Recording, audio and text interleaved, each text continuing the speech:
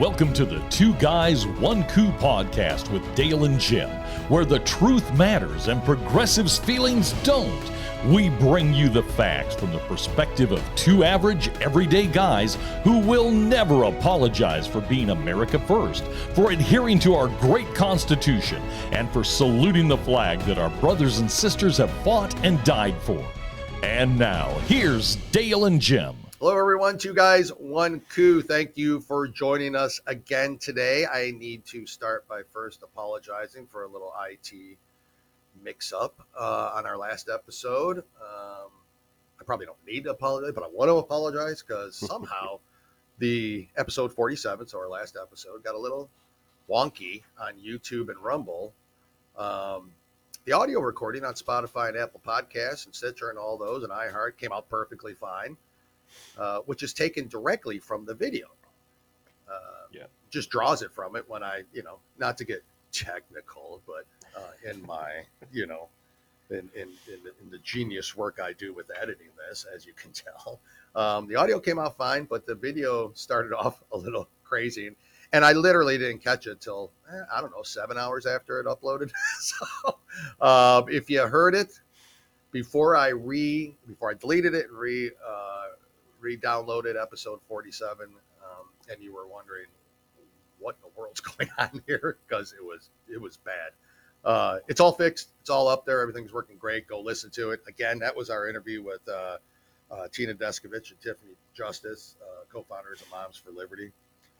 Getting some good feedback on it myself. Now that it's fixed as far as the video goes. Audio was always good, though. So listen to that. Again, share it. We really do appreciate it. We thank you for joining us this episode.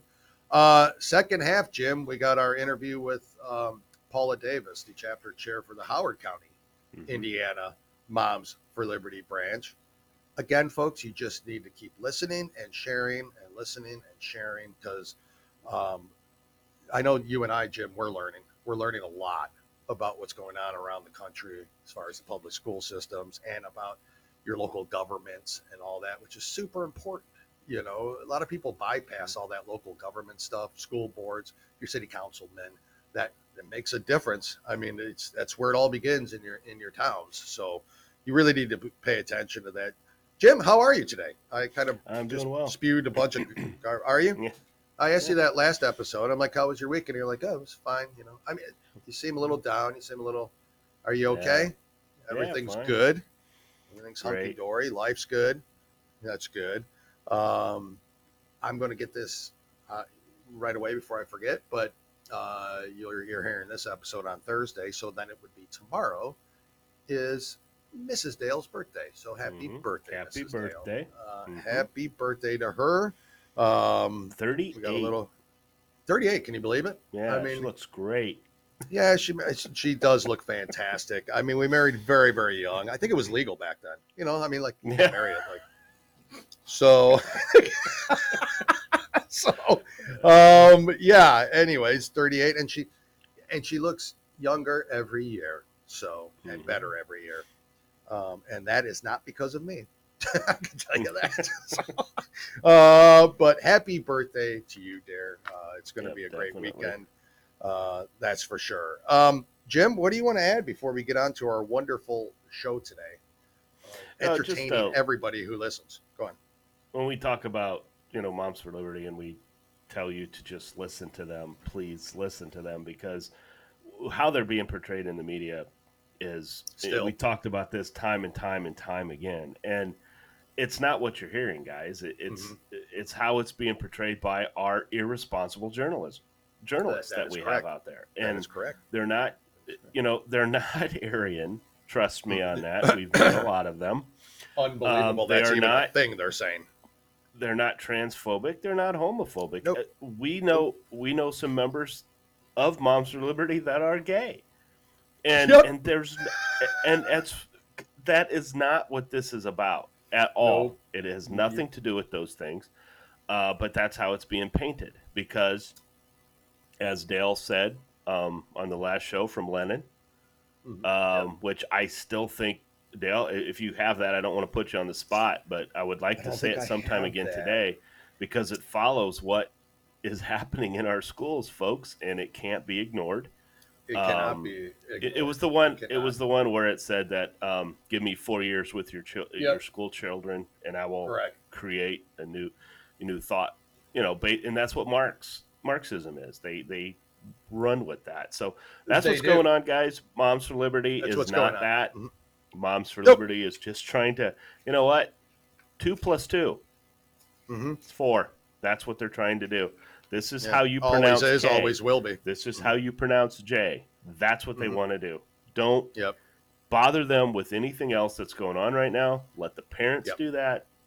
Mm-hmm. If there's like Mayor Pete, I don't know of too many schools that have circles where they discuss it, but if your children do go to a school and your children sit and they want to talk about how they had a great time with their 2 daddies, they can do that. Then if the kids have questions, they can go home and talk to their mom and dad about it. Just no different than another child that has a mom and a dad. You're right. It doesn't matter. There's no bullying. That's not what this is supposed to be about. But it's not. They're creating scenarios that aren't happening. They're creating scenarios that they want, and in some ways they want to happen. And they're causing anger and hate. And we all know when the left gets angry and they hate, they become violent. They become violent. So, it happens all the time. It happens all the time, Jim. And that's the real truth of it. Moms for Liberty just got their Twitter account. I think, did we talk about that, Jim? I think we did briefly. Suspended. And why? Because they were questioning, was it gender? I think it was like the gender identity. Grooming. Was it gender or grooming? I thought it was grooming. That's it might be grooming. You might be right. And I had that. And it's not up there right now. But they got their Twitter suspended because they're questioning why it's being taught, why it's being just that. That's all they did was question it. That's the next buzzword, guys. If you talk about kids being groomed, you're gonna get off whatever platform you're on. That's the next thing. Exactly. So, Jim, we got. You can still talk, but you can still call the Moms for Liberty Aryans, though, and that's okay. That's right. Nazis. That won't get taken off. Right? Racist. You're right. No, none of that will. Or any of the parental groups. I ran into another one that's North Dakota Parents for Education, South Dakota Parents for Education. They seem to be, and I don't want to promote them yet because I don't know them as well. Obviously, we don't as that, but they seem to be along the same lines. And to my knowledge, I think there's only one Moms for Liberty branch in North Dakota, none in South Dakota. So I'm kind of reaching out to them to talk to them to see if, hey, you guys seem to be aligned with this group. Yes, no, why not just get on board with this? Get on board with Moms for Liberty because you're growing exponentially. It's they are real, people. It's unreal. Like I think you heard with the interview, they're going to have to hold their summit in the Cowboy Stadium, and that's just the fact. They're just growing that fast. Who knows where it's going to be? We can't wait to find out. But Jim, we have a great show again. Again, yes, because you and I are here, but yes, because we have another interview, which we've talked about, which you'll hear in the second half of that show. But we also have some other things to talk about today. And it's not all school related. I have one briefly, but Jim, you have a couple things you want to get to that isn't school related. And so if you're ready, I'm ready. You're up first. Okay.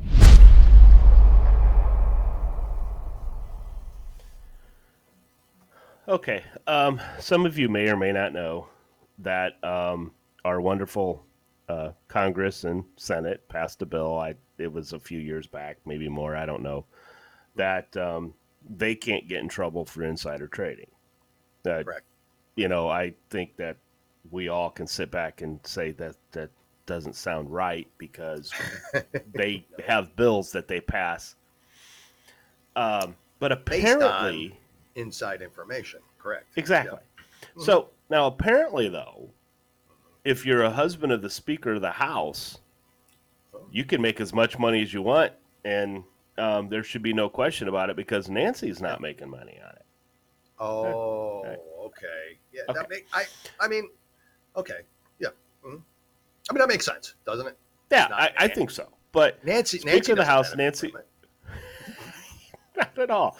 Speaker of the House, Nancy Pelosi, found herself in the center of a firestorm, which she should be, following one of her husband's most recent stock purchases. Some of you may or may not have heard of this, but his stock purchases have caught the media's attention and come under scrutiny for quite some time. Pelosi's lettuce headache ignited after her husband, Paul, who owns a San Francisco investment and consulting firm, bought more than $1 million in, I believe this is NVIDIA, NVIDIA, a computer chip company. Oh, what are we? Just weeks before a congressional vote that would provide massive subsidies to the industry. Whoa. Just what timing? It's impeccable timing, Jim. Well, okay. I mean, if this was the only one, oops. Okay. All right. If it was the only one, but I have a feeling you're going to tell us something else. Yeah, and then of course the spokespeople, and I love the spokespeople for Democrats, because this has got to be the hardest thing on the planet to try to explain away, right? So, Drew Hamill, Pelosi's communication director, told Fox Business the speaker does not own any stocks. The speaker has no prior knowledge or subsequent involvement in any transactions. That's not what they're asking. Did you give your husband inside information that said, hey, you may want to do this because, or just in passing at the dinner table, wink, wink, nod, nod, that type of thing. Might want to look at this company, Paul. Yeah. Okay. Now, I love this part. But the headline-grabbing trade wasn't the first time Pelosi, who is among wealthiest members of Congress, I don't know how that's possible. Democrat, a wealthy Democrat. It's just odd. Anyway, it has garnered the attention for her husband's stock timing. During the summer of 2021, Paul cashed in on big tech. Shortly before the House Judiciary Committee voted to curtail the unregulated power of companies like Google and Amazon, Fortune reported. The move, however, wasn't considered a threat to the companies, and that the tech firm's stock prices continue to rise. So Paul, meanwhile, had purchased 4,000 shares of Alphabet, Google's parent company, by exercising call options a week before the vote. The call options, which give investors the right to buy shares of a company at a specific price, allowed him to snag the shares of Alphabet at $1,200 a piece as they closed that day just over $2,500. According to Fortune, Paul earned $5.3 million on that investment. That's just a luck. Paul is so lucky. I mean, I've never met an investor as lucky as Paul. And here's another good one. A few months before the Alphabet purchase, Paul picked up millions of dollars worth of Microsoft stock just days before the company announced a lucrative government contract. Just days. I mean, this guy. I'm telling you, those liberals out there are going to come back and say, well, Republicans do this too, and they need to be busted. They need to be busted too. This is not. This is why the American people are suffering more times than not, is because they keep getting rich because they have the information, they have their protections, and they have this stuff. So now, Microsoft need to be busted, Jim. That is a good point. Or if they give us, or give us the stock tips. give us this stock tips. We could all be wealthy. Then we could share the wealth. That's right. Yeah, share the information. Oh my gosh, share the it's wealth. such a socialistic idea, Jim. it's amazing to me. It is. I don't know. But Paul exercised call options. Again, we talked about what call options are: the ability to purchase something ahead of time at a certain price. Paid $1.95 million to buy 15,000 shares of Microsoft at a price of $130 a share on March 19th. That same day, Paul paid $1.4 million for 10,000 shares valued at $140 a share. Mm-hmm. Microsoft announced a government contract worth nearly $22 billion to supply U.S. Army combat troops with augmented reality headsets just 12 days after Paul's purchase, and the company's share prices increased from about $230 to roughly $255, or close to 11%, Wow. in the weeks following the announcement. And then months before Microsoft purchase, Paul snagged up between $500,000 and $1 million in Tesla investments in December of 2020, or roughly a month before President Biden announced federal government would transition its fleet to electric vehicles. Come on.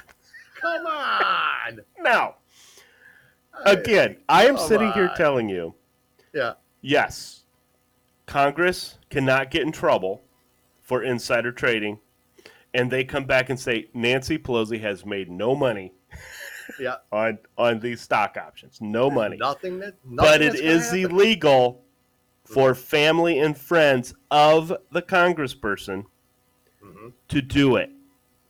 Oh, okay. So because of law. information that they may have. That's the law. And which means, Jim, nothing. Actually, yeah, because I mean, nothing's ever going to come of this, which kind of pisses me off in a way. It should piss everybody off. You know, Nancy Pelosi can push a little girl out of her way because she doesn't like her mom's politics, and then of course we make excuses for her, right? Yeah. Well, the Pelosi's family pattern of appearing to use speakership for their own personal financial benefit continues to raise red flags. Mm-hmm. And Mr. Pelosi's latest stock purchase in a company set to receive a massive subsidy from Congress is no different. This Caitlin Sutherland, executive director of Americans for Public Trust. Mm-hmm. It now seems that they have thrown caution entirely to the wind, turning the speaker's gavel into one of giant golden parachute. Of course. Okay. Lawmakers' spouses can trade in companies or industries their partner may help regulate, but it's illegal for family members or members of Congress to profit from inside information. This guy's not that lucky. This guy's not that good. He's been using his wife. He has been using his wife all these years. People with ears, eyes, and some sort of brain function can figure this out. Well, there's the problem. That we have too many people that don't use the brain function. And guys, I'm going to go before any of you liberals out there that may be listening to us. I don't give a shit who it is. Yeah. If you have a family member profiting off information that you have as a congressperson or a senator or anything like that, you should be punished. I don't care who you are. I agree. I like the part where you said that they're allowed to trade, they just can't profit off it. Correct. What's from inside information? I understand that, but why would you trade anyway? That's going to be the hard part to prove. That's going to be the hard part to prove. That's right. You know, is he just that good? No, I don't think so. Of course not. He couldn't get. He couldn't call an Uber with all that money. He couldn't call an Uber. Got pulled over for DUI. So I get it. He's not that good. She's not the only one. I get it. I completely understand. We know that McConnell. We know McConnell has made a lot of money on his wife's dealings with China and all that stuff, and he needs to be punished. If they're breaking the law, they need to be punished. That's what we conservatives believe. Yeah, we conservatives believe if you screw up, you're gone. That's why we eat our violators, whereas the liberals stand back and prop them up higher and higher, higher and higher. Yep. Just go back and look up Wiener. I know. That guy, the guy that was. They finally had to get rid of him. I encourage our listeners to not just Google. Don't go Wiener. Google Wiener. I can't remember. Anthony Wiener. Was it Anthony Wiener? Anthony. It's very important to put the first name. Just don't Google Wiener. And I want to just add something, only for the simple fact that the left is causing so much anger and so much hate. I'm sorry, journalism. You need to start being held accountable. And I know you're going to have a story here that I think is maybe helped the part of that. But anybody, if you haven't heard, New York City teens arrested on hate crime charges for anti-white assault. Yeah. These three girls assaulted a 57-year-old white woman on a bus. In New York City, you said? Sorry. Yep, New York City. In New York City. Ranging from, of course, they're not releasing the names because they're minors, but the ones that they did arrest were 15 and 16, and then the one with the green hair in the video, if you watch the video, the one with the green hair is they're being sought. My guess is she doesn't have green hair now, but that's just my opinion. Yeah. Mm-hmm. So just want to give you some ideas that, because I need everybody to pay close attention to this, because charges are being filed against them for hate crime. Mm-hmm. Okay. So I'm going to reverse this back, because this is what everybody likes to what if these people were black? What if these people, remember, that. Oh, yeah. Mm-hmm. Well, I have a feeling this punishment is going to be a lot less than a punishment if the roles were 3 white teens against the black 57-year-old or whatever, or 56-year-old. So she says, now she's the only white one on the bus, white woman on the bus, white person on the bus. She's the only one. Before they hit me, the girl with the green hair said, "You probably like Trump, don't you?" LaCroix is her name. In an interview published in July 17th. I said, and she said, replete, "I love him." Okay. To Donald Trump. And then came back and said, "I didn't see which one hit me first." That's crazy. So the one with the green hair said she was saying she hates white people, the way they talk, hates white skin, the way their skin cracks, saying she was a gangsta, the woman added, saying she was the only way to visit her mother at the time. And, oh, by the way, just one other quick thing. They were passing a cemetery, and they said that's where they're going to put her. So, guys, I'm telling you. This is horrible. If it was 3 white kids that went up and beat an elderly black woman, we would be touting the same thing. Okay? I would. Horrible. This crap is wrong. Let's stop. But the left and the media are creating this hostility. That side is very hostile. Yep. They're just waiting for something to happen to erupt. Correct. Case in point, look at all the damage that was caused after all the incidences throughout, okay? Mm-hmm. Whether it's Portland, whether it's Seattle, whether it's Chicago, New York, whatever. This side is ready to go. And stuff like this doesn't help. Yep. So stop being idiots when it comes to journalism. Please leave your agenda at the door and let's, because this is wrong. Now, I'm going to watch this because I want to see what punishment they're given. And even if they get released on their own recognizance, with, bail, we'll see what happens with this. And who knows, maybe we won't hear about it. Maybe it'll be hidden or anything, but doesn't matter. This is wrong. It should stop. Yep. It should. Yeah, it should. It should stop either way. And hopefully they are the left-leaning DA doesn't let them off with lighter charges or let them off completely. If this was California, I'd fear for that woman as far as those girls getting out immediately. She would be charged. She would be charged. In California, she would be charged. That's right. Sorry for those of you listening in California, but that's what's happening. It's the truth out there. Yep. That's a horrible story. We'll try to keep track of that to see what the actual charges will end up being and how much time they get. Are they in jail? Have they been let out on bail? Two of them are in. It did not say if they're in jail. Did not say yet. On bail. They're both in jail. They both were arrested. They're trying to find the green hair. Yeah. Anyways, good luck in New York finding just. Sorry, I went so long, but I just. You didn't go long. I don't care about that, Jim. That's a shame, and I feel bad for that. But you're right; they're breeding hate. Let's move on. We'll move on to the next segment.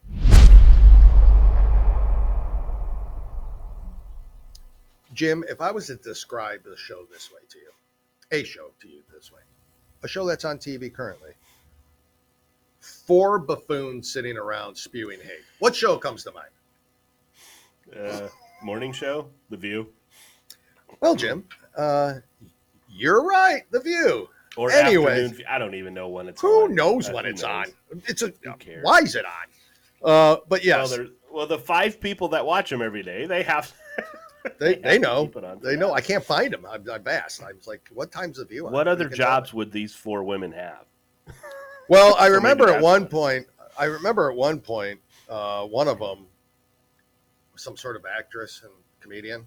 Mm-hmm. Not funny and not a great actress. Another one was a comedian, not funny at all. So, and then the other two, I don't know where they came from. So, but anyways, I don't know if you know, but last weekend, Turning Point USA, and you know what Turning Point USA is, right?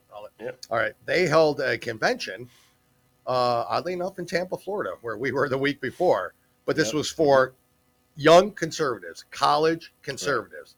Packed the house. President Trump spoke there. Newt Gingrich was there. A whole bunch of people were there. All the media was there. These are college conservatives that showed up there. Well, anyways, on Tuesday, so a couple days ago, the hashtag Sue the View was trending on Twitter. And why was that trending on Twitter? Why was that trending on Twitter? Trending on Twitter. Say three times fast, folks. And so, why was that trending on Twitter?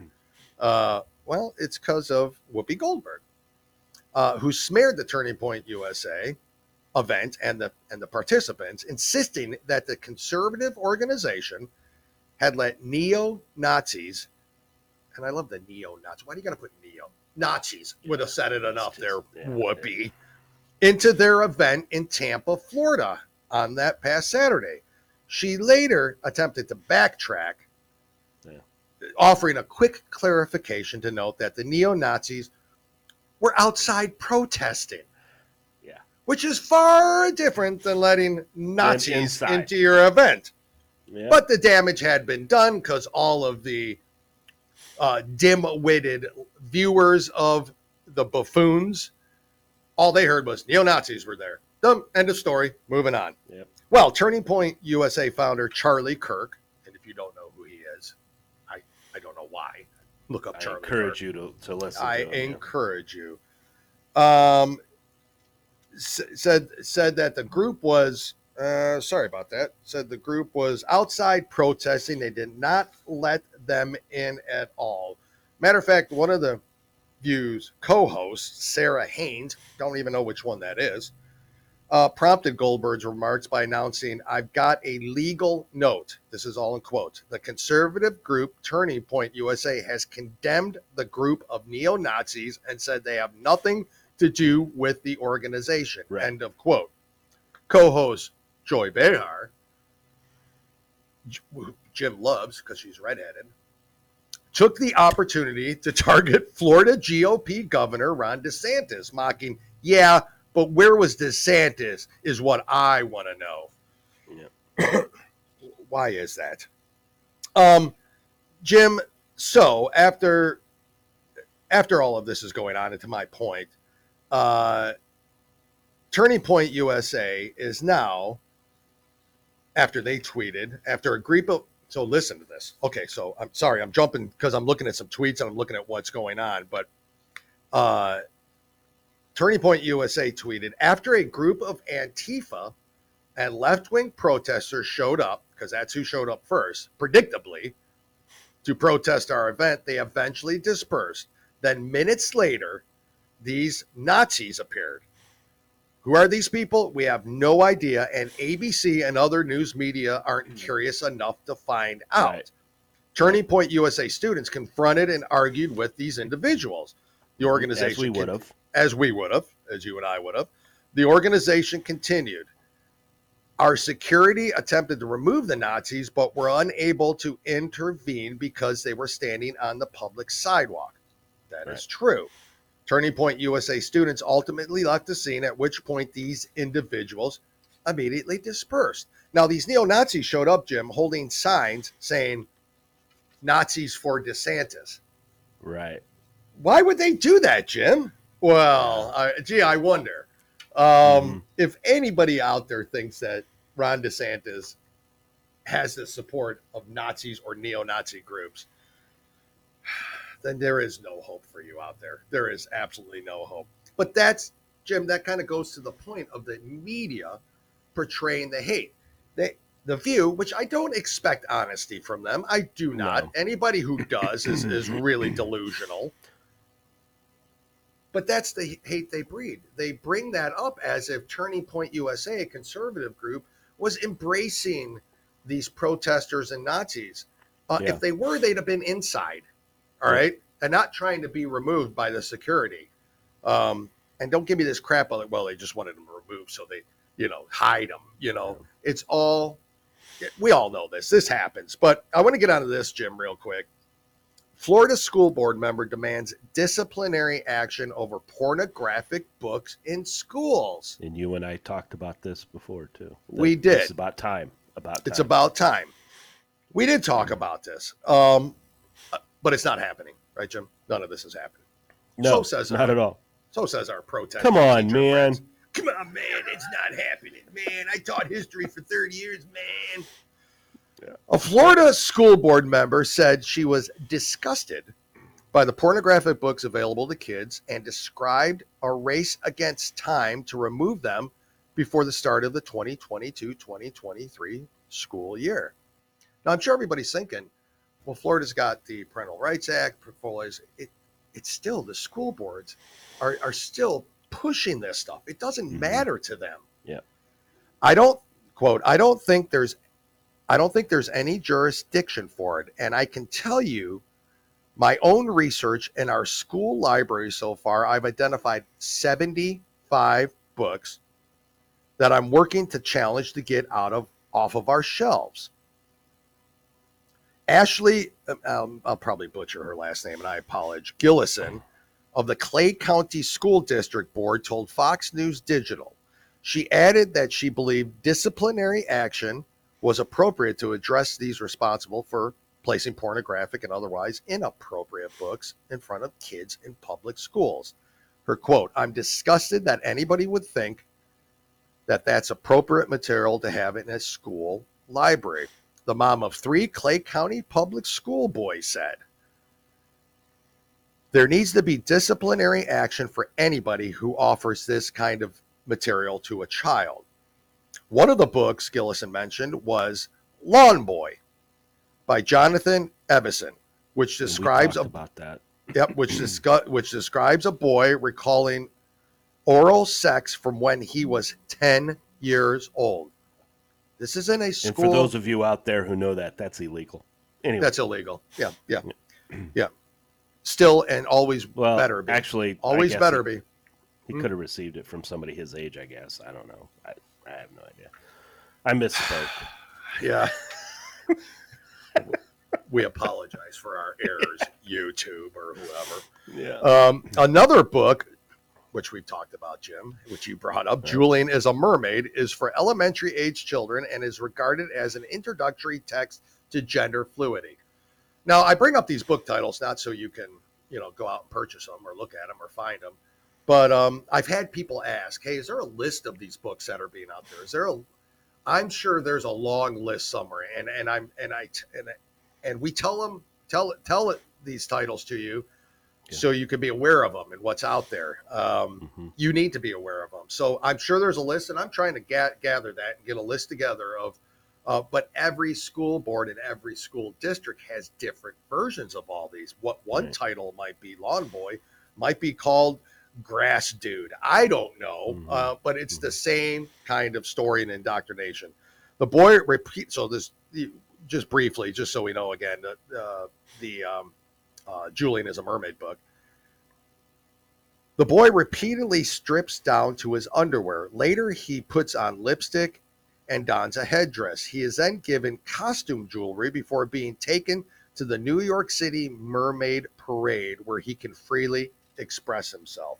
Is that really stuff that you want your children to look at? Another book, formerly in the district, Lucky by Alice Sable, discusses details of a college girl being raped. Is this acceptable to all of you? Gillison said that some of the fault lies with media specialists who meet with publishers to bring in books for school libraries. Publishers may present a list of top-selling books they recommend for kids, which will then be ordered, or, Gillison explained, the publisher will add in bonus books into the order. So you buy them. That's where they come in. We didn't purchase these, but all of a sudden Julian the Mermaid and Lawn Boy shows up in the box that you ordered. Some of those are more politically driven agenda type books and snuck in that way, she explained. Gillison was part of a June 30th meeting that went viral. During the meeting, a dad named Bruce Friedman attempted to read passages from pornographic books in the district library, but had his microphone abruptly cut off. You can see that video. Jim, you talked about it last show. We brought it up. Yep. Later in the meeting, the board adopted a state of emergency, which created a mechanism so that as soon as a book is challenged, it's removed from the shelf until it's reviewed. So good for them. Yep. Exactly. Quote, we need to create a mechanism that spells out very plainly who is held accountable for the books that are on the shelves. And it obviously starts with the Library Media Center specialists. Yeah. But those purchases are then signed off by the principal, who is then accountable to the superintendent, Gillum said. I'm saying her name wrong. Gillison, said. I don't understand how anybody can make such an egregious mistake. Hannah Gillison is an associate editor at Fox News Digital. Guys, listen. To say this is not happening is absolutely bizarre. You see it. We see it every day. This is how they start. And you're going to hear next an interview with Paula Davis from the Howard County Moms for Liberty branch. She's a chapter chair. She will also explain another book and some wording and how that wording is described. And it's really the little, it's they say, the devil's in the details, and it's true here because it's these little things. It's them sneaking these books in. It's them asking you how you feel about math. It's them telling you about, the lack of, support you have at home. It's whatever it is. Whose race is there? What gender are you? What bathroom are you comfortable using? It's these little words that lead to all of this crap going on. Again, Jim, do you have anything to say to any of those two really ridiculous stories? I mean, that unfortunately we have to tell. But again, for all you individuals out there that think we're transphobic and all this groups are transphobic, not at all. Look, guys, whether you think this should be allowed to be taught in school is beside the point. Kind of. Because it's irrelevant, isn't it? What I'm trying to sit here and say is if I handed a book like that to your child, said, read this book, I'm probably going to get pulled in and talked to. As I should. As you should. I should. Tiffany said that last episode. Yeah. Tiffany, that was an example. As you go in to the library, why is that any different?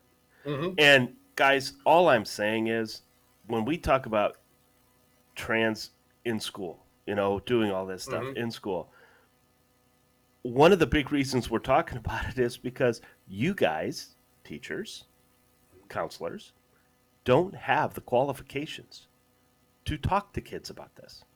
You don't. So you talk to a second or third grader about transgender, and we all know how their minds work. Okay? You can convince them within 15 minutes, everyone in that room. You can. Okay? That's how their minds work. Is that right? Is that really what you want?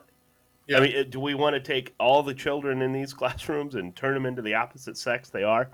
They do. Guys, that's what we're talking about. Get it out of the schools. Well, yeah, I agree, Jim. When I say they do, I don't even, obviously, they don't care one way or the other. They don't care about the child in that instance. They don't care about that. The teacher can tell me, and Jim, we've talked, obviously, unfortunately, face to face with some of these lunatics, that they could tell me we do care. We build that relationship. We truly care. No. If you cared about it, you've done your full research. So what you don't care, you care about indoctrinating. You care about giving them your leftist gender ideology view or whatever it is, and everybody in the class agreeing with that. Whether that kid wants to transition or not, you could care less, right? It's as long as they believe what you're saying and you're trying to preach, which I don't know where it came from, but I'm going to guess college or, who knows? But that's all they care about, Jim. And it's all part of doing what we take our dogs to once a month. That's what it leads to. Anyway, yeah. I'm safe, right? I guess you said it. Yeah. No, I did not. Where they cut your pet's hair. Yeah. That place. I can't give them a bath. Yeah, I can't. I don't know what the word is, but anyway, something you could use a little more of. I think. I do think so. Yeah, I think so. It's got a little gray going on. Jim, we all got gray going on. I mean, we're not getting younger. Better looking, yes. Younger, no. Jim, and I speak for you. I mean, I'm looking right at you, and I speak for you. Jim, you think we should let these folks hear Paula Davis, chapter chair for Howard County, Indiana? Yeah. And again, I think we should too, ears, folks. Open your mind and just listen. Just listen. It's amazing. Folks, enjoy this. We'll be back afterwards, as always, to wrap it up. We'll see you in a few.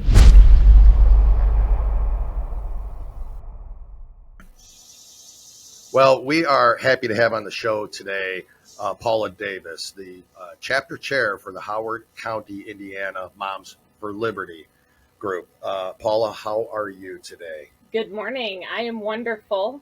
Enjoying this nice Indiana day out on my front porch. Of course. Well, thank you so much for coming on. It really is an honor to have you on here. And we have so much to talk about. The listeners know that we went to the Joyful Warrior Summit down in Tampa this past weekend. That's where we met you, Paula, along with so many other people. What an event, incredible event. The energy was out of hand. It was crazy. If only the media would report it that way, but it is what it is. That's why we like having you and others from the group on here. If you could just really start off by telling us, kind of who you are, how you got involved with it. What was that moment you said, I need to do something? And then, we could just go on from there. Sure. So I am the mother of 3 children. And after COVID, the first, 2020 to 2021 school year went by. I kind of was thinking there's absolutely no way I can do another year like that. My kids just hated that school year. My youngest in particular was really struggling with the whole mask thing. And we were not mask families or a mask family. And we traveled all through COVID still. I mean, we went to Florida, we went to Utah, we still vacationed. I mean, we were just trying to keep things as normal as possible for our children. And the one area that it was not normal for them was school. And so I was sitting actually on this porch a year ago and was listening to Patriot Radio. And I heard them say, if there's anybody that you as a mom want to get connected with, it's Moms for Liberty. And I thought, okay, I've never heard of that before. So, of course, I Googled it. I did some research, started to listen to some things from them, and went ahead and took the plunge and went ahead and asked to be part of a chapter, applied to be, a chapter chair for Moms for Liberty. And within about 8 weeks, we were up and going. Wow. That's awesome. That's great. And for those of us that aren't from Indiana, Howard County is geographically where in the state? Right. So Howard County is about 45 miles north of Indianapolis. Okay. So it's a smaller community. We have 5 school districts in the county, mostly, like a farming community. We have Chrysler plants, so we have a lot of factory workers. Oh, okay. So that's kind of the demographics of Howard County. And I did fail to mention, and I know we're going to talk about this, so this is probably important to mention, that I am also an educator. And so I watched the impact that all of those mandates had, not only on my own 3 children, but also on my students in the classroom. Yeah. Being an educator and also being in Moms for Liberty, some sort of advantage to that or some sort of backlash because of that? What are you getting as far as sure. It's a little bit of both. I think I have a unique perspective in that I can offer the perspective of an educator, of looking from inside the classroom of what that's done to our children with the mandates and some of the other things that are trickling down that I've seen evolve over the 21 years that I've been in the classroom. And then There's also been some backlash from obviously other teachers and educators who don't agree with Moms for Liberty or the mission that we have and our views. Yeah, so understood. I've had a little bit of both. So now, from the mask mandate, is that predominantly the big one in your area, or are some of these other issues that we're hearing about throughout, is that starting to trickle in as well? Yes, so we started out kind of focused on the COVID mandates, the mask mandates, the quarantine, contact tracing. That's kind of what we was the catalyst for us getting started. We didn't want to go through another school year like 2020, 2021. Yeah. And so that was what we started as our focus. But as we've kind of been able to have that fall by the wayside, that's been...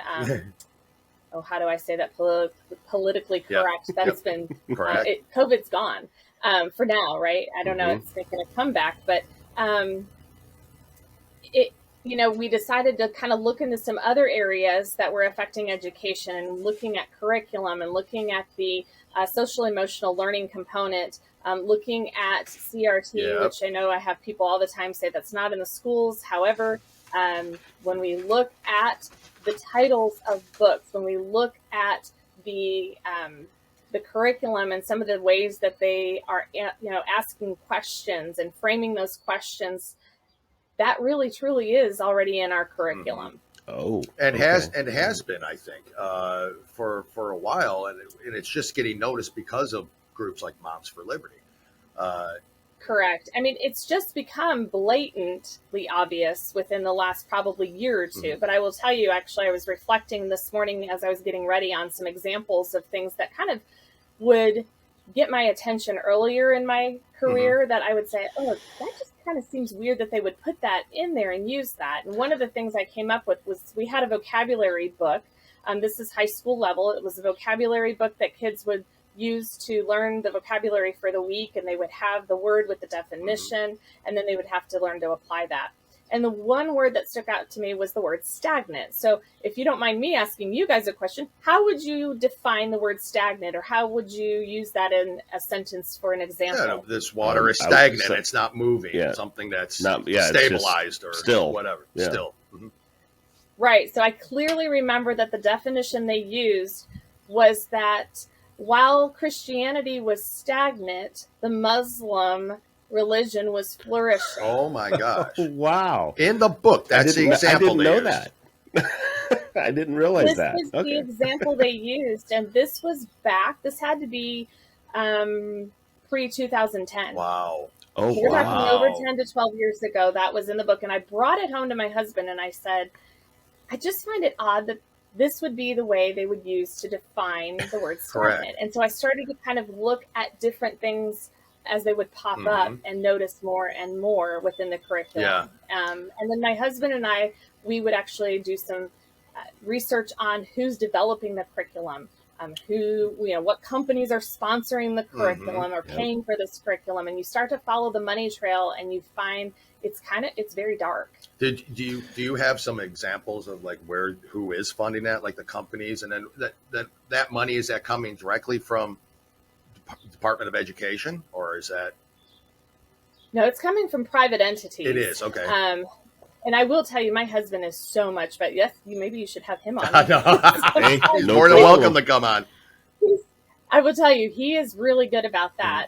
And doing that research. Okay. So he would probably remember that. Sure. But I just remember him kind of pointing out, look at where this money's coming from that's funding. Yeah. Well, and it's, it's funny that not funny, but it's important that you say your husband, because this has to be something that, like when we do this job, our wives are very supportive. So when you do what you do, for Moms for Liberty, it's very important to have that support from that as well. It sure is. And so do you feel like the support of the community? We know there's the haters out there. We know that. Yep.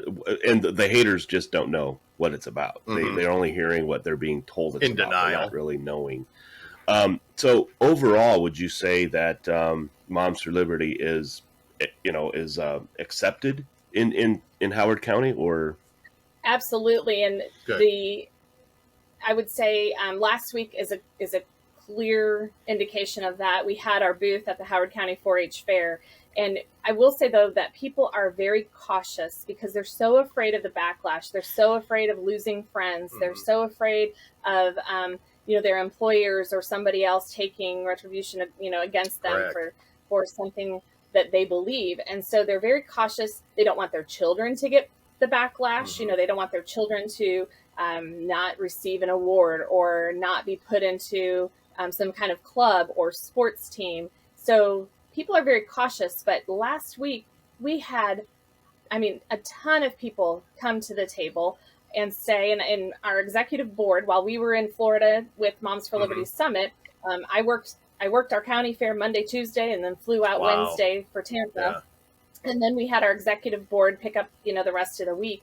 And we met yesterday, and they said the people that stopped by and would kind of just whisper, like, thank you for everything you're doing. Yeah.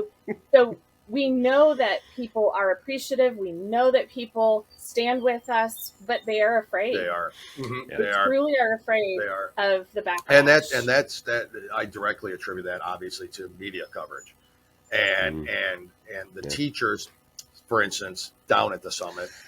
Jim and I had the distinct pleasure to go talk to some teachers who were outside holding some ridiculous signs, basically saying, let teachers teach and all that, which, yeah, I agree. They should. But because Moms for Liberty isn't saying they can't. They can't teach, but they literally. So I just want to get they absolutely refuse to accept that any of this is going on, which I don't know how. They're involved in it. They're involved in it on a daily basis. This has got to be going on, and we know it from the summit nationwide by the people there from Hawaii all the way up to Massachusetts. It was across country members and chapters that were there, but each kind of community may not experience what another one is experiencing yet, but the whole goal is it's going to happen. So I think the important part is if it's not happening there, that doesn't mean it's not going to happen. That means it's, it could happen. And like you said before, you'd rather jump ahead of it instead of sitting there waiting for something to happen on itself. Let me ask you real quick, the community itself, you said, is very, very supportive, and people are afraid kind of to jump on this because of kind of what the media coverage is and all that. How do you combat that when you're trying to get somebody to actually listen? Is it just personally they have to be strong enough and willing, because this is a strong group of people who are willing to fight and they're willing to take the daggers and all that. How do you help those that just can't? Is there a way they can be involved with kind of being a little not involved, Actually, we discussed that very thing yesterday in our executive board meeting. And there's a couple things within that question. One of the things that our chapter has really prided itself on is that we're trying to work with our school administrators across the county. So when we do have somebody come to us, and my phone blows up, it's actually blowing up right now. I have no idea what's coming, but I've got like text messages coming. And I have parents consistently throughout the day email me their concerns, Facebook me their concerns of what's going on. So if there's something that happens, for instance, we had a situation where something was given to a child that really should not have been given to a child.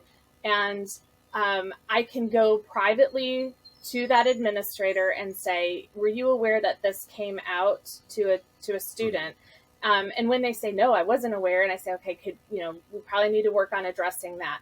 And they do address that. Good. Rather than blasting them on social media. That's not the effective way to handle that approach at all.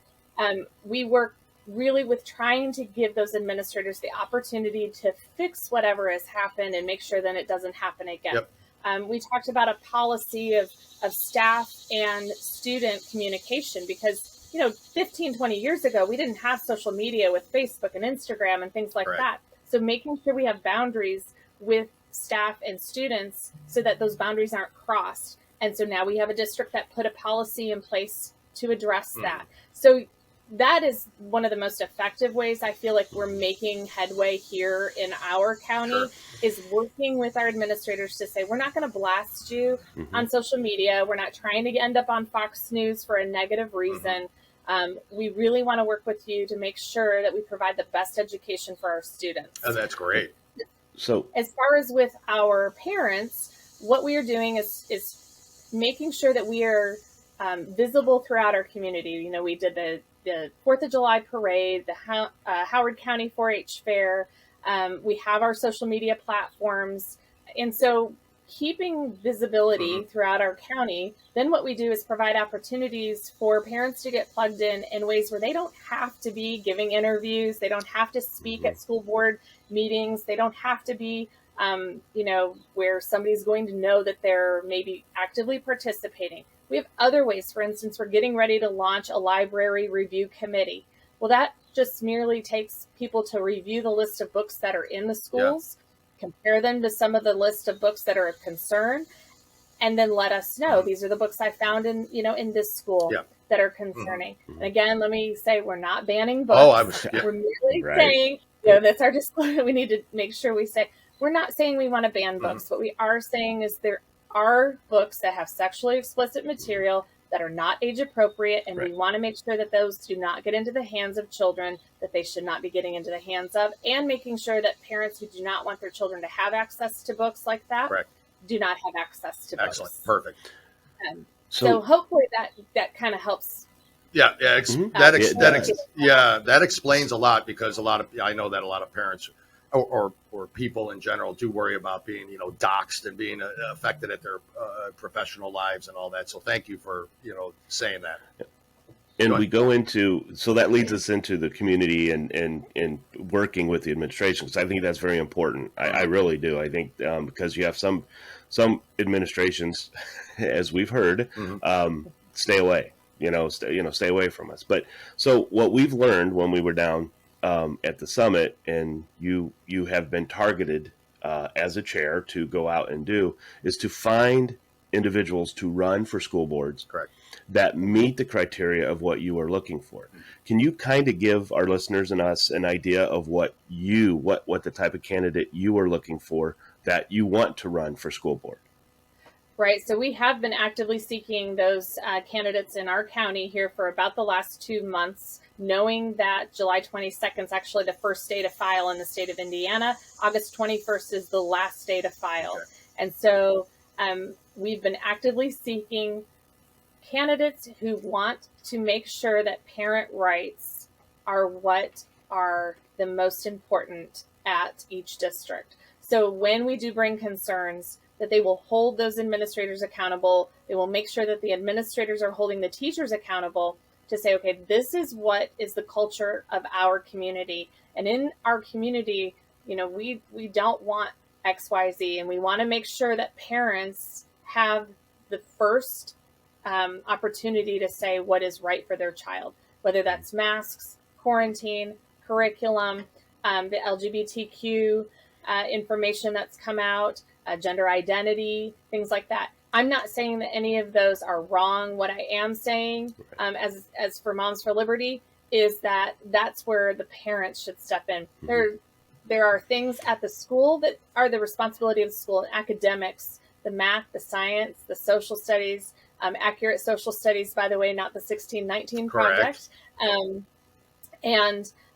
Reading, we see our kids. I have students that are in 7th, 8th grade and reading at a 3rd and 4th grade reading level.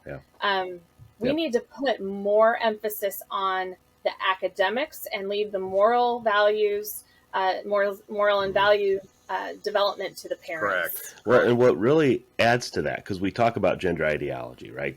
That's big right now. That's coming through.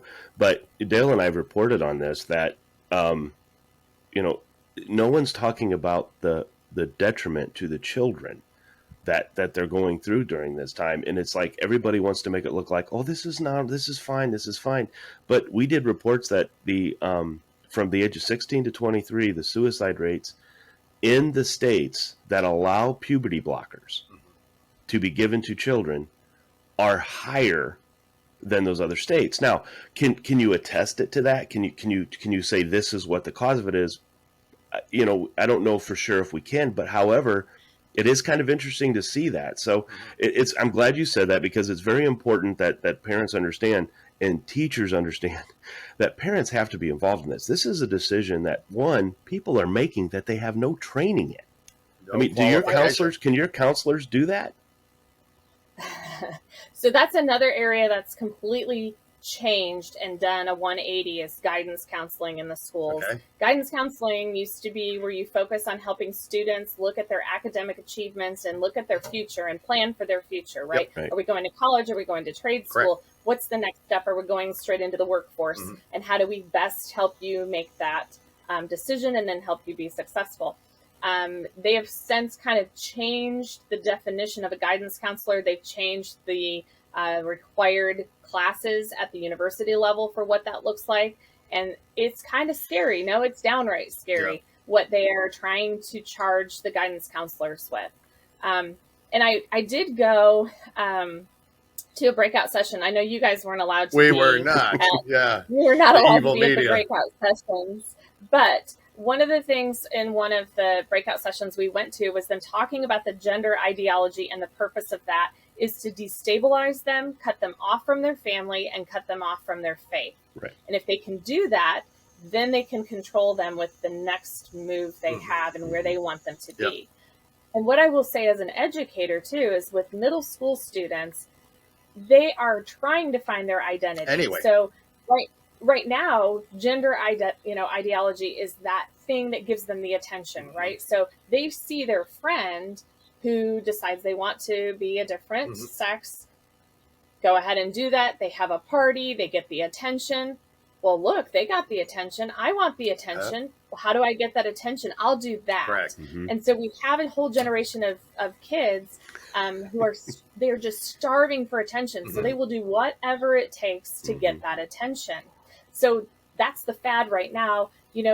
Next year or 2 years from now, it'll be a different fad of how they can get the attention. I it's equate a different it, type Paul. of bullying. Yeah, it is. And I equate it kind of to, how many likes you get on Instagram or how many likes you get on Facebook or the social media, the quick, the instant gratification of it all. Right. And so. Right, so think about this too. When you were in middle school, you left school, you went home, you didn't talk to those people again, unless you went to, say, like a sports activity or a church activity or something like that. Yeah. But everything you dealt with at school went away. Sure did.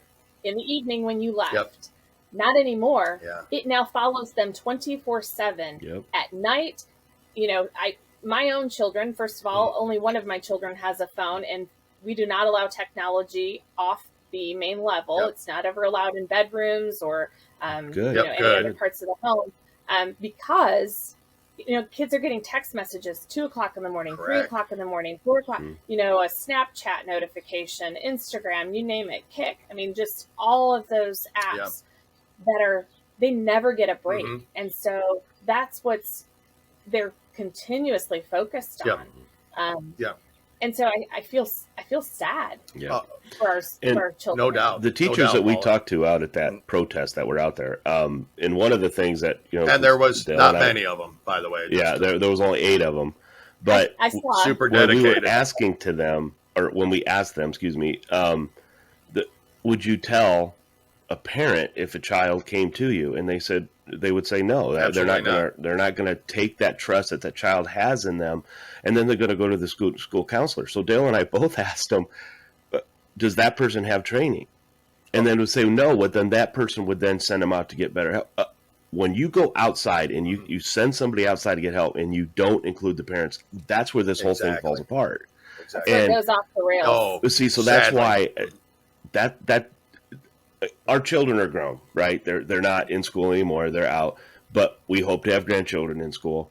And, unless something changes, we're going to help our children, send them to private schools or do whatever we need to do, which I don't want to because I pay taxes for the school that I go to. So, but Moms for Liberty is taking some schools that you look at and you say, oh, well, I don't really see anything going on in that school. But it doesn't mean you don't get a chapter. It doesn't mean you don't get them in there, because they're helping to watch this stuff when it does come through. Right. Yeah. Right. Yeah. It definitely is an opportunity for us to streamline the process of making sure that we hold our elected officials accountable, and then also making sure that we have kind of a national network to then help support us as we go through those tricky areas where we're not sure. This is new territory for a lot of us to say, okay, I've not ever done this before, so how do I do this? So we now have a resource that can help walk us through that process. Yeah, which is perfect. And I will say too, and I don't know if you guys did, but I bet I met just as many teachers on the inside of the summit as you were interviewing on the outside of the summit. No doubt. In some ways. It was great. So that was very important. You included many others that were educators or former ones at least which really just surprises me when people that aren't educators. I'm not even talking about the handful of idiots outside that had no idea what was going on, but just people in general that are just like, this isn't going on. It's a racist organization. It's fascist. They want to ban books. They hate teachers. The whole thing that we hear all the time that I constantly try to. And I am defending online, which is just stupid because it's not working. So, but that's a me problem. I just need to let it go. But it was just so impressive to see that. So the people out there that have no idea that it's going on, they're listening to the standard mainstream media. I wanted really quick. This kind of is jumping a little bit, but I wanted to get back to the mask thing because briefly before on air, and I don't mind saying, we talked about San Diego and them implementing their mask mandates again. Tell me how you think that's going to potentially affect Howard County, Indiana. So one of the ways that we were able to combat the mask mandates here in our own county was actually using the data. And I would say that I'm one of those that I'm not, you can't stick emotion into this. You have to stick to the data. We heard trust the science and all that. Okay, well, what the science showed us was actually less than 0.5% of kids who were contact traced actually then got COVID. Right. That could be traced back to the person that had COVID. Right. Okay. Yep. So we had less than 0.5%. We also learned that the masks, and I believe the CDC just came out last week and said, yeah, we made a mistake. They're not effective. Well, we said that 2 years ago. We told you that. Exactly. And I'm looking at the detrimental effects that it's had on our younger population, from speech development, from social skills. And social skills, I would say, is not exclusive just to the elementary kids, but I see where even our older kids, there's almost like a security where they can keep that mask up. They want to put a hood over and then kind of shut the world out. So it's their way of withdrawing from society, withdrawing from communicating and socializing with people. It's very dangerous to allow them to kind of sink into that hole by themselves. Well, how dare you use statistics? I mean, who do you think you are using facts? I have to tell you, I loved when I saw that statistic come out in our county, because I went, that's it. We finally have a statistic to show it's ineffective. We have kids missing 7, 14, 21, even up to 35 days of school because they just might have been next to somebody. That's exactly right. It was the might part. And so, the San Diego, because Dale and I talked about this yesterday, and the one thing that really jumped out at us is you talk about this, and Harvard University did a study. Harvard, okay? Not so much pro-parent in some instances, right? But they actually did a study where they showed that this gap in learning from the kids that were going to school and the kids that weren't going to school. And the biggest gap were districts of low income and minority families. So what San Diego is doing, in my opinion, is they are making things worse for the lower income and the minority families in those districts. I would 100% agree with that. And let me just say too, I absolutely love teaching, love being in the classroom. I work with fantastic educators who are also sharing some of their concerns, not quite as openly as I am, but I would say I do know that I believe less than 50%, I'm sure somebody will fact check this, but I believe less than 50% of the teachers in the state of Indiana belong to the union. I heard that same statistic. Yep. There's a reason for that, because the union does not truly represent the teachers in the state of Indiana and what we believe. And so, you know, I don't want people to say, oh my goodness, she's against teachers. No, it's never I that. am not at all. I absolutely love being in the classroom and kind of coming back with the parent thing where you brought up, Jim, about letting a parent know. I am a special education teacher. So as a special education teacher, I partner with that parent and I ask, what goals do you have for your child and how do you want those goals? You know, how can we then work to get those goals implemented and then have your child work to master those goals? So I've prided myself on 21 years of working with the parent, sitting down at the table, making sure that they know kind of what's going on, showing them the data. Right. And so if at any point those things came up, that would be something I would definitely address with the parent first and foremost, because that's their child. Correct. That's their child. That's why you're a good teacher. Yeah, that's why you're a good teacher, and that's why you know. And there are great teachers across the country. There are teachers, just like you that are doing this, and that's absolutely what we need. You know, there are obviously the other side that are not quite open to all of this. Going back to the masks again, and I'm sorry I keep dragging on to this subject, but were your students, did they have to go through that whole, they had to come back masked? Did that happen, and how did it affect them, or what was the story there? No, so we were able, in 2021-2022 school year, we started with Moms for Liberty in August, attending those school board meetings. And I will actually send you a picture of our launch meeting. Please. We had about 150 parents show up at the first Moms for Liberty meeting in Howard County. And so we really organized ourselves. And then we went to each school district's board meeting to then let them know, you know, parents are not okay with this. We're not okay with having our kids in masks again. And so we knew going into to last school year that masks were not planned, right? But then as the Delta variant popped up, we started to see schools put those mask mandates in. And so we were doing all our research again. We were trying to make connections with, you know, at the state level. Our governor was keeping that state of emergency with the schools as kind of that carrot that he was, you know, saying, nope, I'm not taking the mask mandate away. So we were able to work with the school boards to say, okay, then make it parent choice. If you want to keep a mandate in place. So we did have a couple districts who went just completely parent choice. We had, I think, one district that they didn't do masks. And then we had a district that we had to sign like a waiver that if we chose not to have our child in a mask, then they would be quarantined, right?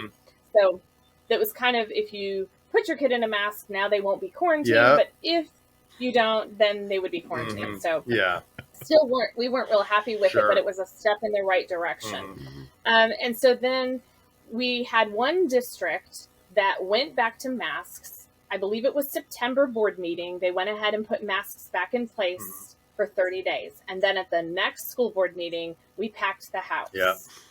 And said, we're not okay with this.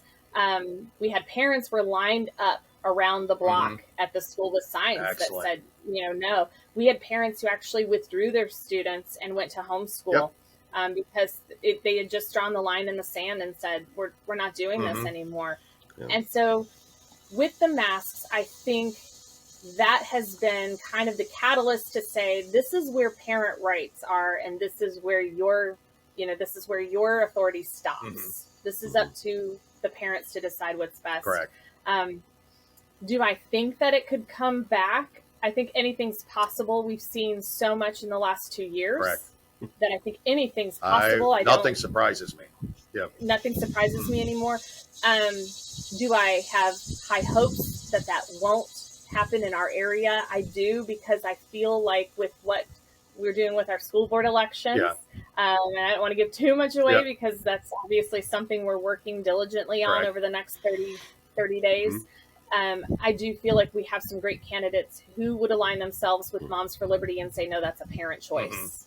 And we would like we would like it when you do, and if they're willing to, when you do decide who that is, we would love to have you and that individual on to kind of get that idea and that concept. I know Dale and I both would really like to see that if it's possible. Yeah. And if not, you can, you come back and then you kind of fill us in on everything would be appreciated. So. Sure. We have about 15 candidates we are in the process of vetting. Wow. That's because awesome. we have 5 districts, and then we have about an average of 3 spots in each district. Nice. Very nice. Yeah. And that's the key. And that was one of the things that really, really impressed me about the group and the summit itself when they said, how many, please stand up if you're already on a school board, a couple, I think 1 or 2 or something currently. And then who's running, and there's how many people stood up. And I was like, wow, that's what it's going to take. It starts at that level to make the changes and make the necessary changes.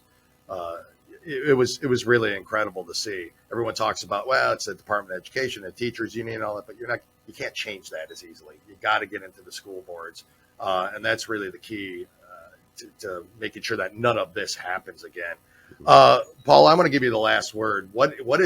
What's next? What's the next step? What is Moms for Liberty and your chapter specifically doing? And then how can people get a hold of you?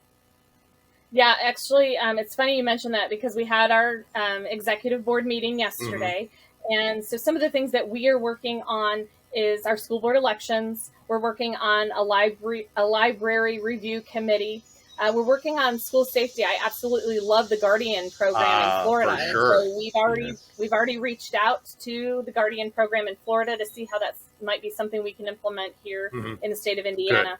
We're also looking at a social media safety night for parents to become aware of the social media dangers that are out there with their children.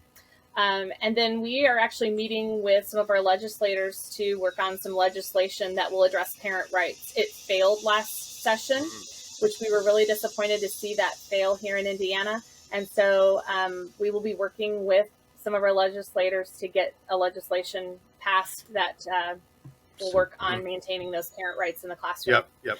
Well, I can honestly tell you, Paula, Howard County, lucky to have you.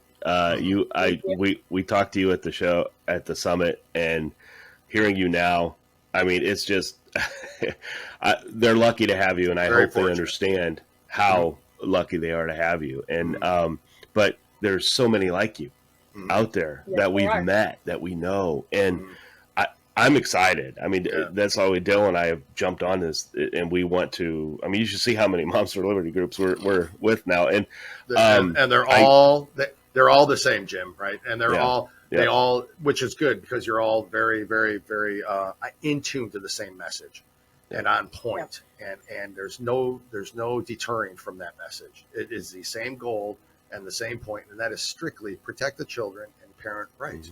That's all. It's not political. It's not. No. It's not political. The other side wants to make it political. Of course they do. But it's not political. Of course they do. Paulo, keep up the fight. Yeah, keep up the fight, please. Would you please come back on when you have more information and more to talk about? We'd love to have you. Absolutely. I'm sure, obviously, in between, we're going to talk to you, and fortunately, we get to see the Facebook page and all that. They can if they're in their county, they can go onto the Facebook page, right? And absolutely, and fill out the questionnaire. Yes. And you do have to live. We do ask that you do. Other than, I know we have a few exceptions. We allowed Dale and to come in and Jim to come into our Facebook page, but yes, we do ask that you reside in Howard County. Correct. But yes, you're absolutely welcome. We'd love to have you join and find out more about Moms for Liberty in Howard County. That's excellent. Paula, thank you again for coming on. It was a pleasure seeing you and talking to you again, and we look forward to the next time. Yeah, like Jim said, keep up the fight. I know all of us around the country appreciate it. So thank you. We'll talk to you soon. Bye-bye. Okay, thank you. Bye-bye. Well, thank you, Paula Davis, Howard County, Indiana chapter chair for Moms for Liberty, for coming on the show. We look forward to having her back as well. Listen, folks, we try to keep these interviews kind of half-hour-y, 45 minutes thing. This could be all day discussions. Yeah. There's more and more stories, and she brought them, and she has them, and she has very good knowledge, and she's a fighter, and she's taken the bullets like they all are for this group, and we thank her for coming on and telling us her story, her background, and some of the things going on in that district. We can't thank her enough. Yeah. And like I said, look forward to speaking with her again real soon. Jim? Well, it's just the strength. I mean, just I hope all these Moms for Liberty individuals we're talking to, whether it's chairs, whether it's part of their leadership group, listen to them. Yeah, they're not. You can't trick them. You can. They have every single thing there at their disposal because it's all true. Proved it. Paula proved it with this one. We have Paige. We have Tina and Tiffany, for crying out loud. And Lois. Hopefully we can interview her again. And and to come. I mean, we have others that want to come on, and we hope that you guys like this out there, because we believe the children are where they're trying to do this. Obviously, they are. This is where they're trying to what you can have done at PetSmart, but they're trying to get things towards. They're trying to get the kids there, and we have to stop it, because Lennon and Marx said it best. And I don't have a quote. I'm sorry, I don't have it in front of me. But summarizing, they're coming after your children. They're coming after your children. Give us 4 years with your children, and we will basically indoctrinate them into our beliefs. That's basically the Lenin Marxist way.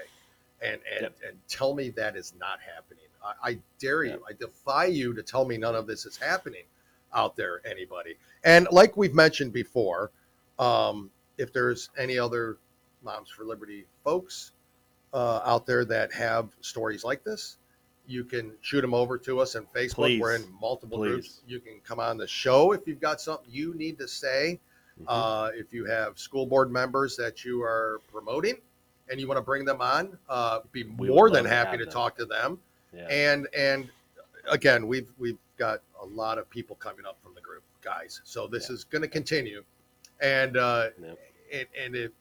and what's crazy about it to me is that they all have a different story. It's all the same end game for the left, indoctrinating the kids, but they all have different ways that it's happening within their school system. And all the while, the school systems are failing at every level. Children are failing at every level. Guys, I also want to promote the Moms for Liberty webpage, which is moms4liberty.org, where you can get some of this fabulous merch. If you don't belong to a group, if you don't join a group, or if you're not in the chapter, there just isn't one and you want to join, you can do that too. But support them by buying some of their merchandise. And pretty top quality. You can donate. There's actually a tab you can donate. You can donate to them too. I heavily suggest you donate. Give what you can. I know it's hard these days. Everybody's asking for something.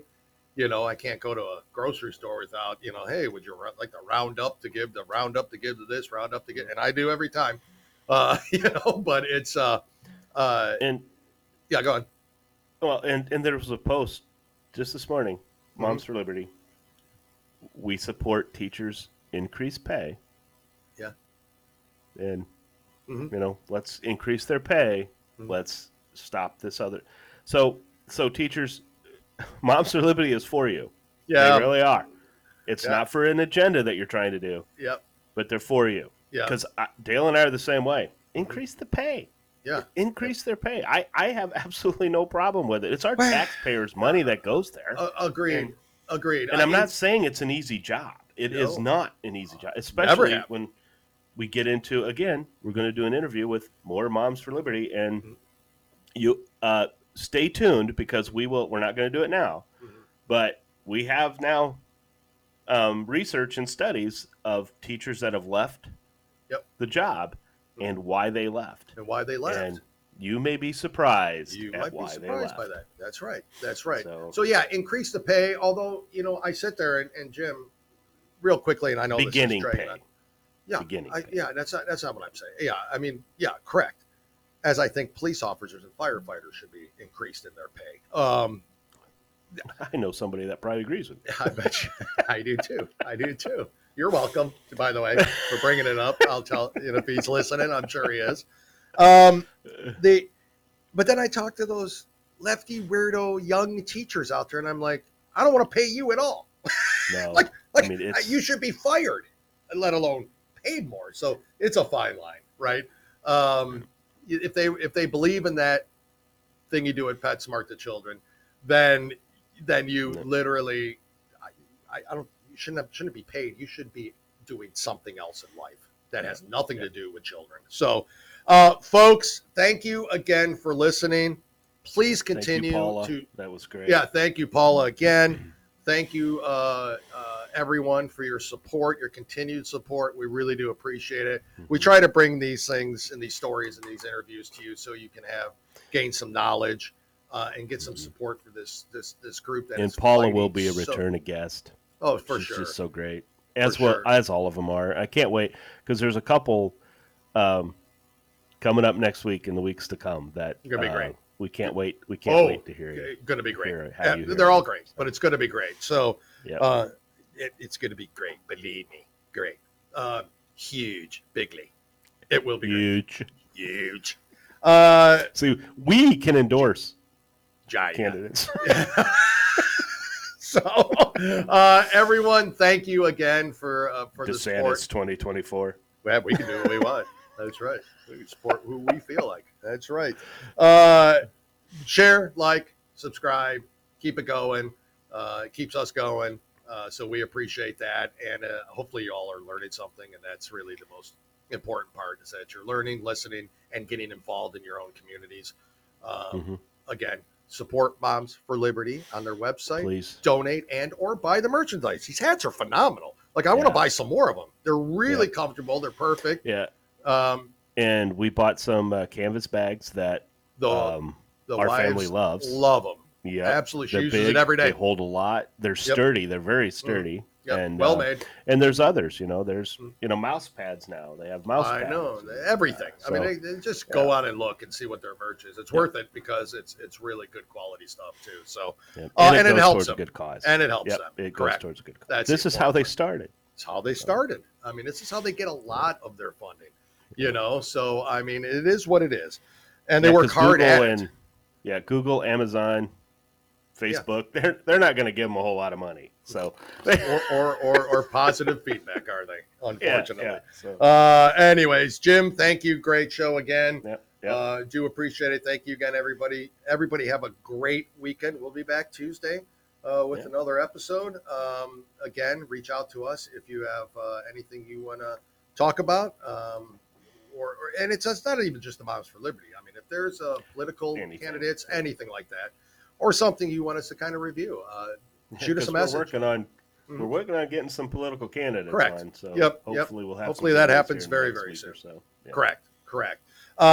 Anyways, guys, we appreciate it. Thank you again, and we'll see you all next week. Jim, have a phenomenal weekend, my friend. You as well. Talk to you later on. Bye.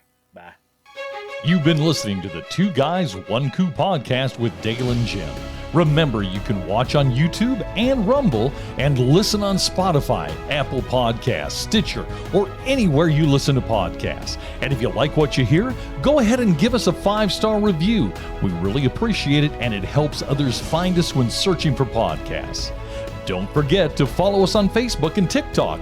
Just search for Two Guys, One Coup. That's the number 2 Guys and the number 1 Coup, C-O-U-P. Thanks again for listening to the Two Guys, One Coup podcast, and God bless the United States of America.